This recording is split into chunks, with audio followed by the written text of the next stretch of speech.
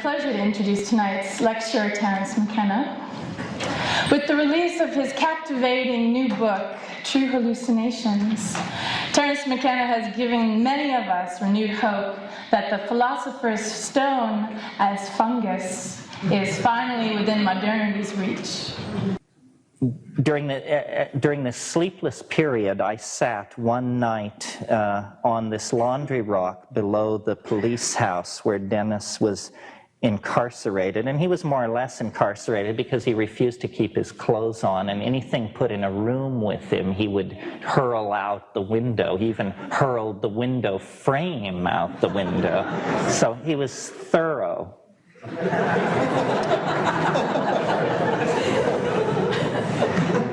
I said nothing to anyone, but I formed the resolve not to spend that sleepless night as I had spent the others, wandering the fields like the fox spirit or meditating at the Choro.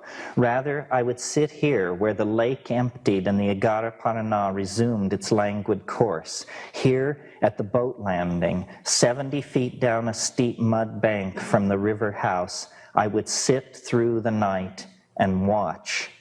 And so, all night long, I sat reviewing the things that had passed, seeming to divide my consciousness and send it both backward through my family tree and forward into the future. I seemed to see all the years ahead. I saw some technique emerging from this contact, which I now think is the technique for growing Stropharia cubensis. Our careers pursued across space and time, and finally vindication as the world realized the truth of the transdimensional nature of the Stropharia visions and the true nearness of the worlds that they had thrown open. For it had become my belief that the contact with an intelligent and utterly alien species was beginning for humanity. It seemed that out of the long night of cosmic time, the novelty of novelties, the moment of contact between minds on utterly different planes was beginning. We were among the first to achieve contact with this other species. It was the real thing. We had come to the equatorial jungle to explore the dimensions glimpsed in tryptamine ecstasy, and there in the darkness of the heart of the Amazon, we had been found and touched by this bizarre and ancient life form that was now awakening to the global potential of a symbiotic relationship with technical humanity. All night long, strange vistas and insights poured through me. I saw gigantic machineries and worlds of vegetable and mechanical forms on scales inconceivably vast. Time, agatized and glittering, seemed to pour by me like living superfluids inhabiting dream regions of terrible pressure and super cold. And I saw the plan, the mighty plan, at last.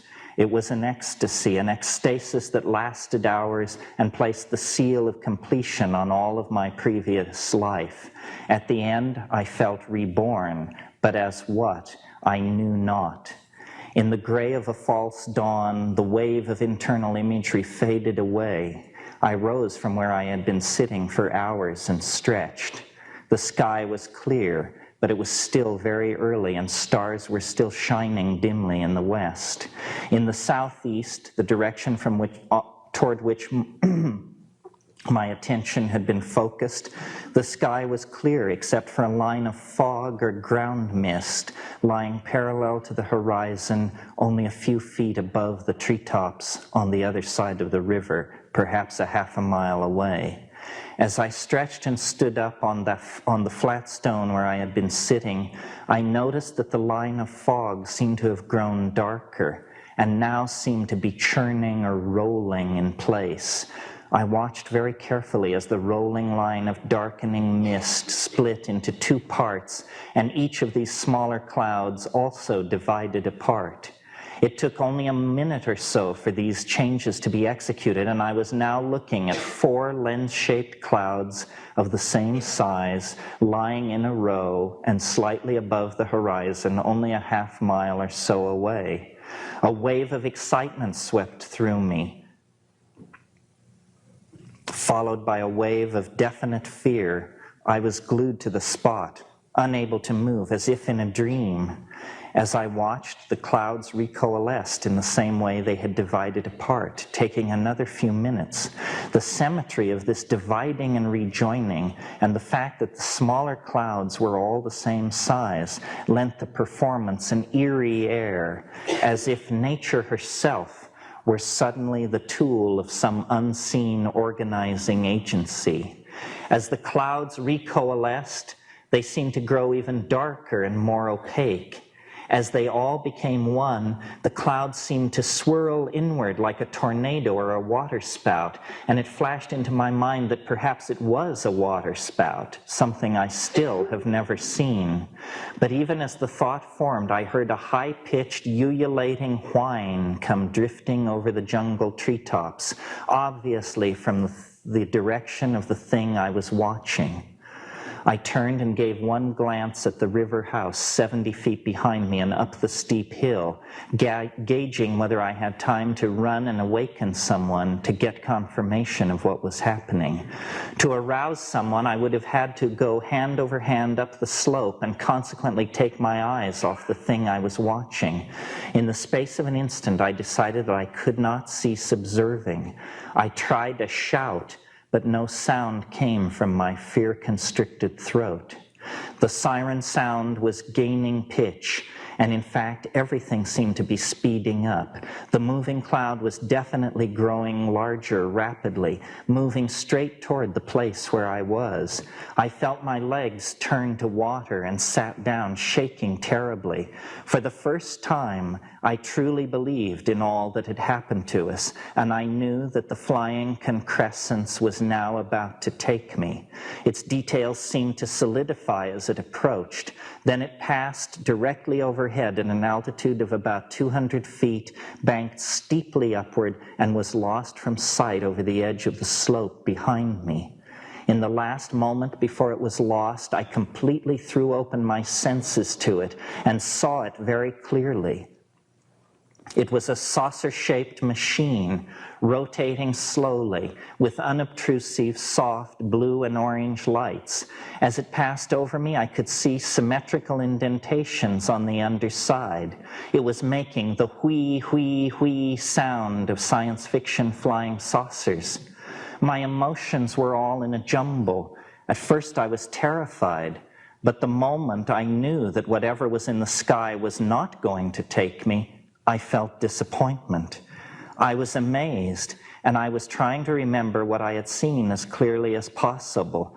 Was it real in the naive sense in which that question is asked of UFOs and tables and chairs? No one else saw this thing, as far as I know. I alone was its observer. I believe that had there been other observers, they would have seen essentially what I have reported. But as for real, who can say? I saw this thing go from being a bit of cloud to being a rivet-studded aircraft of some kind. Was it more true to itself as cloud or aircraft? Was it a hallucination? Against my testimony can be put my admitted lack of sleep and our involvement with psychedelic plants. Yet curiously, this last point can be interpreted in my favor. I am familiar through direct experience with most classes of hallucinogens. What I saw that morning did not fall into any of the categories of hallucinated imagery I am familiar with. Yet also against my testimony is the inevitable, incongruous detail that seems to render the whole incident absurd. It is that as the saucer passed overhead, I saw it clearly enough to judge that it was identical with the UFO with 3 half-spheres on its underside that appears in an infamous photo by George Adamski, widely assumed to be a hoax. I had not closely followed the matter, but I accepted the expert opinion that what Adamski had photographed was a rigged-up end cap of a Hoover vacuum cleaner. But I saw this same object in the sky above La Chorrera. Was it a fact picked up as a boyhood UFO enthusiast, something as easily picked out of my mind as other memories seem to have been? My stereotyped, but already debunked notion of a UFO suddenly appears in the sky. By appearing in a form that casts doubt on itself, it achieves a more complete cognitive dissonance than if its seeming alienness were completely convincing. So,